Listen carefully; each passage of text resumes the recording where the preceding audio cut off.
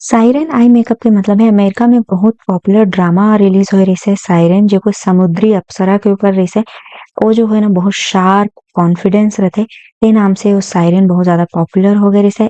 ए वाला जो eye makeup है तेकर बा इनर और आउटर दोनों तरफ विंग बनाना है और बीच में बहुत पतला लाइन बनाना है बिल्कुल इनविजिबल टाइप के। लेकिन वाला स्मच करना है काला रंग से। और एंगल्ड वाला आईलाइनर ब्रश लेना है ताकि एकदम शार्प स्मज मिले। ओकर बाद सेंटर में जो हिस्सा है ओला हमन ब्राउन कलर से स्मज कर लेबो। और तहाले एक ठो शाइनी टाइप के शेड ले लेना है कोई भी। ओला बीचों बीच लगा लेना है। ओकर पहली क्रीज ला अपन डिफाइन कर ले हा। क्रीज बा तो कोई भी लाइट कलर इस्तेमाल कर सकत हा। नीचे काजल लगा के करिया या भूरा रंग से ओला स्मच करके इनर कॉर्नर वाला जो विंग ग्रीस है ओकर से बिल्कुल ज्वाइन कर लेना है।